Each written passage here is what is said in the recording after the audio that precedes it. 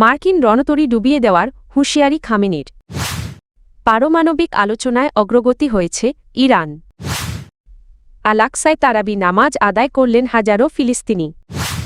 এলিয়েনের অস্তিত্ব বাস্তব দাবি ওবামার।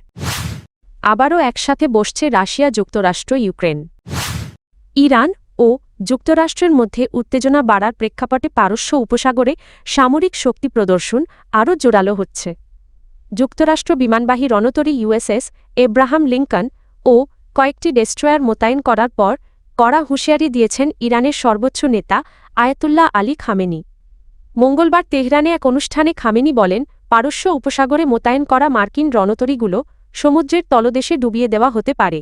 তার ভাষায়, রণতরী নিঃসন্দেহে একটি বিপজ্জনক অস্ত্র, কিন্তু রণতরীর চেয়েও ভয়ঙ্কর হল সেই অস্ত্র যা একে ডুবিয়ে দিতে সক্ষম। তিনি আরও মন্তব্য করেন, চলমান আলোচনার ফলাফল আগেই নির্ধারণ করে ফেলা ভুল ও বোকামি।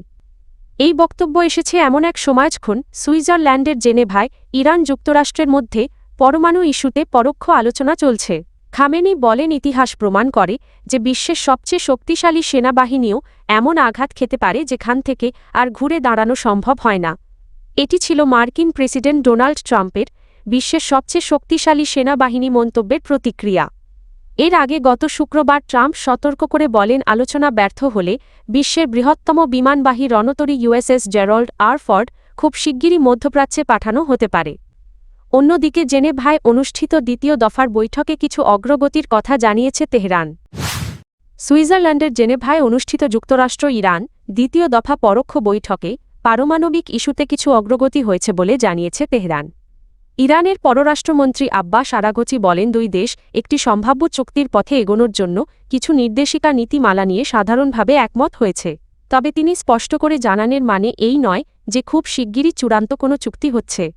আরাগচির ভাষ্য অনুযায়ী বৈঠকে উভয় পক্ষ নিজেদের অবস্থান ও মতামত বিস্তারিতভাবে তুলে ধরেছে। এখন এই নীতিমালার ভিত্তিতে সম্ভাব্য চুক্তির একটি খসড়া প্রস্তুতের কাজ শুরু হবে। খসড়া নথি বিনিময়ের পর তৃতীয় দফা বৈঠকের তারিখ নির্ধারণ করা হবে। এই আলোচনা ওমানের মধ্যস্থতায় পরোক্ষভাবে অনুষ্ঠিত হয়। যুক্তরাষ্ট্র ও ইরান দুই পক্ষই জানিয়েছে, অগ্রগতি হলেও এখনও অনেক গুরুত্বপূর্ণ বিষয় নিষ্পত্তি বাকি রয়েছে। বৈঠক চলাকালীন নিরাপত্তাজনিত কারণে ইরান কৌশলগতভাবে গুরুত্বপূর্ণ হরমুজ প্রণালীর কিছু অংশ সাময়িকভাবে বন্ধ রাখে এবং সেখানে সামরিক মহড়া চালায়। ফিলিস্তিন সহ মধ্যপ্রাচ্যের বেশিরভাগ দেশে বুধবার 18 ফেব্রুয়ারি থেকে পবিত্র রমজান শুরু হয়েছে। সেই অনুযায়ী মঙ্গলবার 17 ফেব্রুয়ারি রাতে প্রথম তারাবির নামাজ আদায় করেন মুসল্লিরা। রমজানের প্রথম তারাবিতে হাজারো ফিলিস্তিনি উপস্থিত হন জেরুজালেমের আল আকসা মসজিদ প্রাঙ্গণে। কড়া বিধিনিষেধের মধ্যেই তারাবি, প্রত্যক্ষদর্শীদের মতে নামাজের সময় মসজিদের ভেতরের প্রার্থনালয় ও খোলা প্রাঙ্গণ সম্পূর্ণ ভরে যায়। তারাবির নামাজে ইমামতি করেন আল আকসার খতিব শেখ ইউসুফ আবু স্নেইনে। তবে একই সঙ্গে ইসরায়েলি পুলিশ পুরো কমপ্লেক্স ঘিরে রাখে এবং তরুণ ফিলিস্তিনিদের প্রবেশে নানা অজুহাতে বাধা দেওয়া হয়। অনলাইনে ছড়িয়ে পড়া ফুটেজে মুসল্লিদের মাঝেই পুলিশি উপস্থিতি দেখা যায়। রমজানের ঘোষণা। এর আগে জেরুজালেম ও ফিলিস্তিনি অঞ্চলের গ্র্যান্ড মুফতি শেখ মোহাম্মদ হুসাইন জানান, ইসলামী বিধি অনুসারে চাঁদ দেখা যাওয়ায় বুধবার 18 ফেব্রুয়ারি 2026 হিজরি 1447 সনের রমজান প্রথম দিন। এলিয়েন বা ভিন গ্রহী প্রাণের অস্তিত্ব নিয়ে বিশ্বজুড়ে নতুন করে আলোচনা শুরু হয়েছে, আর এর পেছনে রয়েছে এক বিস্ময়কর মন্তব্য। যুক্তরাষ্ট্রের সাবেক প্রেসিডেন্ট বারাক ওবামা বলেছেন, ভিন গ্রহী প্রাণ বাস্তব। তবে একই সঙ্গে তিনি জনপ্রিয় কনস্পিরেসি থিওরি নেভাদার এরিয়া 51-তে এলিয়েন লুকিয়ে রাখার গল্প সরাসরি নাকচ করেছেন। শনিবার ইউটিউবার ব্রায়ান টাইলার কোয়েনের সঙ্গে এক সাক্ষাৎকারে ওবামা বলেন, ভিনগ্রহী প্রাণের অস্তিত্ব সম্পর্কে এমন অনেক কিছু আছে যা আমরা এখনও পুরোপুরি বুঝতে পারিনি, কিন্তু তাদের কোনো গোপন ভূগর্ভস্থ ল্যাবে আটকে রাখা হয়নি। যদি থেকেও থাকে সেটা যুক্তরাষ্ট্রের প্রেসিডেন্টের কাছ থেকেও গোপন। তিনি আরও জানান, পেন্টাগন ইতিমধ্যে ইউএফও বা অজ্ঞাত উড়ন্ত বস্তুর ঘটনা খতিয়ে দেখতে বিশেষ অফিস খুলেছে এবং কংগ্রেস সরকারকে তথ্য প্রকাশে চাপ দিচ্ছে।